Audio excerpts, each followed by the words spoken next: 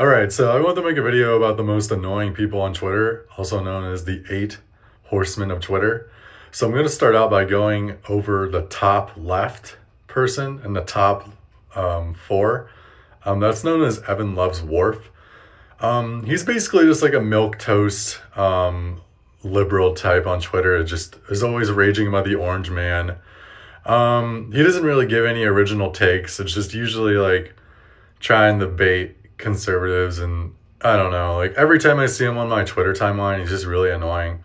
Like he doesn't really contribute much to the platform, and he's basically just a rage baiter. He's annoying.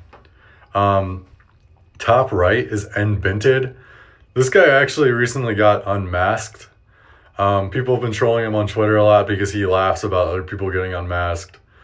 I'm not really sure he does anything wrong other than just being annoying. And I think that's people's main quarrel with him. I don't know. I wouldn't follow him. I think he's annoying. Top left of the top four, or sorry, top bottom left is Hassan Piker. This guy's pretty controversial because he's a socialist. He's pretty smart, honestly. He has some good takes, but like his takes are oftentimes polluted by his toxicity a lot of times. He's really partisan. He doesn't really try to reach across the aisle. He's constantly attacking, Trump supporters, which I mean, he's a socialist, so that makes sense.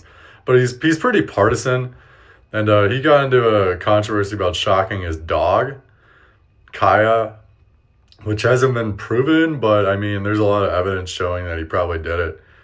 So I don't know. There's that. And then the top right, bottom right guy, whatever his name is, I don't even know anymore.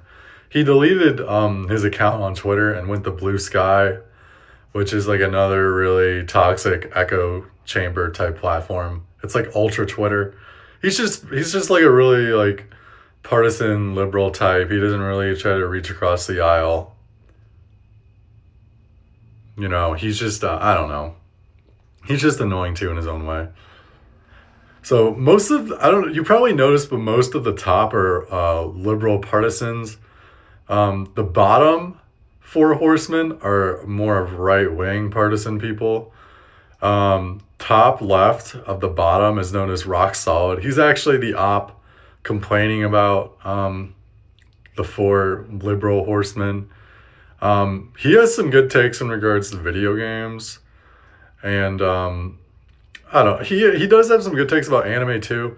It's almost like when he runs out of ideas, he starts raging about like identity politics and the heckin' liberals, and it's just annoying when it shows up on my feed, to be honest.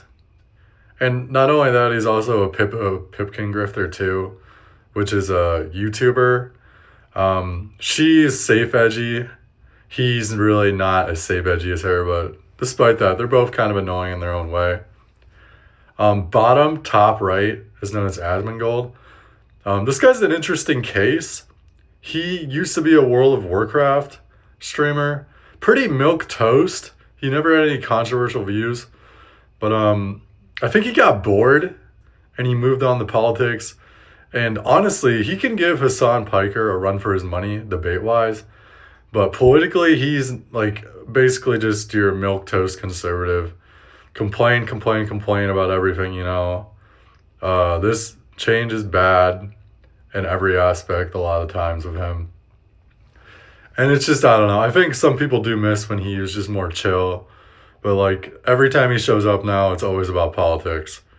And some people might like that, but a lot of people don't. Bottom left, far left, and the bottom square. I don't know who that guy is. I looked him up. I don't really care who he is, to be honest. He's just some guy that talks about fandoms like, I don't know. He's not that interesting. I think the op just didn't like him, the original op, so he just included him in there. Like, he only had like 20,000 followers. He wasn't that important. Bottom right in the bottom square is known as Daka Daka. This guy honestly has some pretty good takes on video games too in anime. It's just, again, like rock solid. When he runs out of ideas, I think he just starts going into the identity politics and the rage baiting, and it just, when it shows up on my feed, it's annoying. Like, when he talks about anime and video games, I actually kind of look forward to his posts, but like when he's not, it's like, can you just not post about that? I mean, I don't know about you guys, but when I'm on Twitter, I'm on there for entertainment reasons. I don't really care about politics. I mean, I think politics is jester. It's just annoying. Like, if you're focusing on politics 24/7, then you're missing out on a lot. But that's just my opinion. Let me know what you guys think in the comments about the 8 annoying horsemen of Twitter.